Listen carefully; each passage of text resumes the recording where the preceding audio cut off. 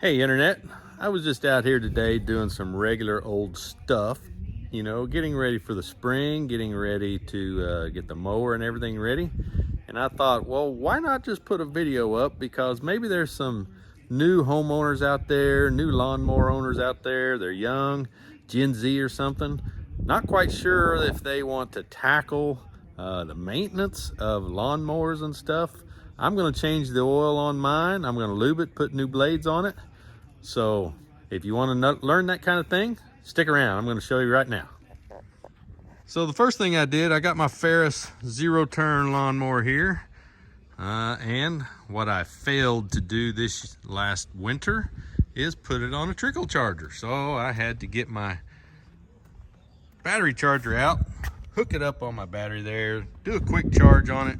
So I got it pulled over here. Now, if you're going to have one of these zero turns, or really any lawnmower, one of these lifts is really beneficial. Or if you have some car ramps that you can, if you've got a regular lawnmower, you can pull up on some car ramps, as long as the deck there doesn't hit the ramps when you pull up. I like this one. This is a ATV style lift. This one is called the Mojack EZ. If you can see that there, from thermojack.com. And no, this is not a sponsored video. It's just the one I've had for about 10 years. And it jacks it up very easily. You can strap it down with these straps here, make sure it doesn't fall on your head. So I'm going to get all that put in place, and then I'm going to show you what I'm going to do. So the way this jack works, like I said, you got to strap your front end down. Now what I did here, since these wheels will turn, I don't go over the tire themselves. I go off to the side, come over the strut here, and then you just crank it up like this.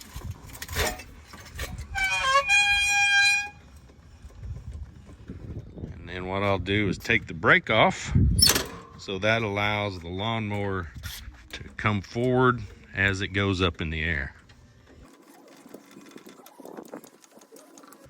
Now I'm going to take this up as high as the lift allows, so that it locks into place. It's got these pins right here. And there, I just bypassed the first setting. See that hole there? It's got another hole right there. I'm going to go all the way up.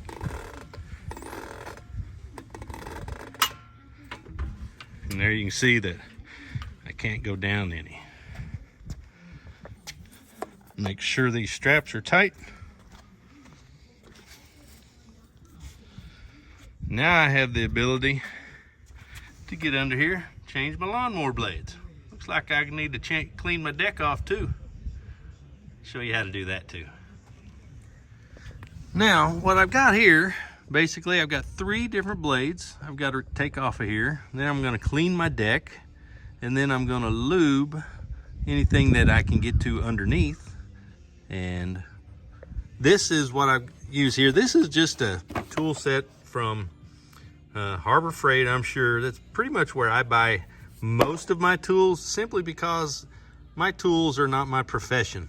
They're decent quality, as you can tell by how clean the rest of them are, except that one. I bought this set because it has the right size to take off those blades. So let's get to it.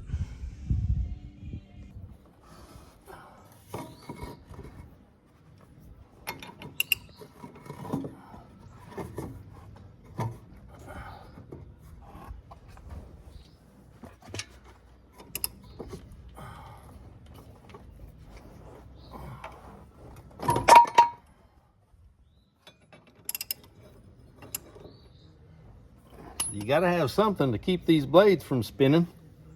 So I just use a 2x4, block the blade on each time I want to take that bolt out.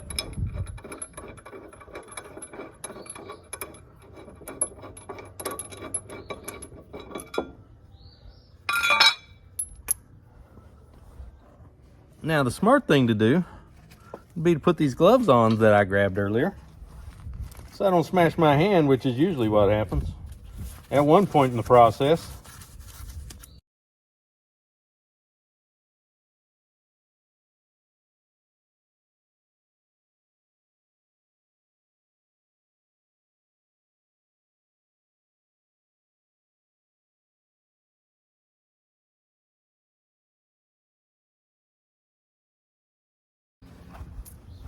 Now I'm sure you're asking, why do I have all of this stuff here, all of this grass up under my mower deck? Well, it was there from last year. Occasionally when you mow grass that has dew or moisture in it, all grass is going to have some moisture, but unless it's dead like it is now, but green grass is going to have moisture in it, and it tends to accumulate on the insides of your deck.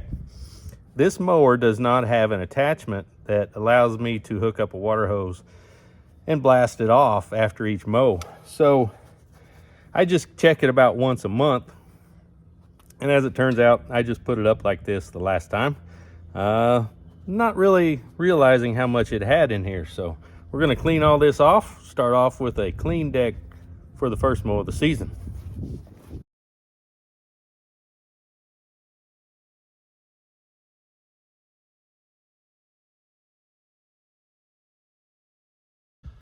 All right, now, so lesson learned there for those of you that are wondering how long that took. That was about 20-30 minutes worth of hammer, screwdriver. Anyhow, took about 20 or 30 minutes, get all that stuff scraped off of there. That was dumb on my part. I didn't check it before I put it up for the winter, so that stuff just sits under there and solidifies and gets harder. One thing about it is once you get underneath it, it usually pops off in pretty big chunks, and then you kind of scrape at it with a putty knife and it gets the rest of the stuff off. So here's kind of the way it ended up. So everything's a lot cleaner under here. I mean, it's still dirty, and what I could do at this point is get a power washer to it, but it's clean enough now from my take that I can go ahead and lube it, change oil, put the blades back on, and then maybe after the first mowing, I get some moisture up underneath there. I'll jack it up like this and power wash it, and then start off with a good clean deck for the summer. But that's how much stuff I get off there. It looks like there's a lot more, just big chunks mostly, and then a whole bunch of dust around it. So there really wasn't as much under there as it looked, but it does affect the performance if you leave it there, so don't leave it there. So what's the difference, you ask, of old blades and new blades? Let's check it out. So these are the old blades here. You can see they're kind of wore off, kind of took a half moon out of the middle of them. Same on that side. If I'm not mistaken, I bought both sets of these blades last year, because what I do is I take one set off, put the other set on, and then I'll sharpen these. So if they ever hit something that really makes them dull, I've got another set of blades handy. But usually what I'll do is I'll put these on. Again, this is the brand new blade. Kind of hard to tell they're sharp, brand new. Don't have to do anything to them. I'll put these on, and then I'll sharpen these, and come this time next year, I'll put these on, take these off, and sharpen these. So always good to have two sets. Now, in the past, I have sharpened these myself, and I will honestly say, the way I did it, if you don't have a balancer,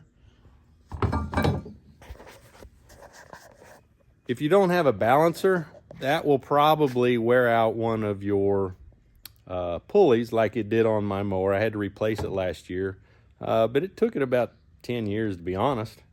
But you need a balancer so that you make sure you take off the same amount on each side. That way, you take a certain amount off on this side, you take a certain amount off on this side, you set it on a balancer, just like a scale, and as long as it's level, you did the right amount. Or you can take it to a professional. I have no idea. They probably charge 20 bucks. I have no clue. You can do it either way. That's why I like to have two sets. That way I'm not held up. If I got one set of dull blades, then my mower's down while I'm trying to get them sharpened. This way I can put the other set on immediately. Now underneath this deck, there's nowhere for me to go ahead and lube, so I'll go ahead and put the new blades back on, drop this down, then we'll get to the lube side of it. And you always want to make sure you have your cutting edge on the downside of it. You don't want to put the blades upside down.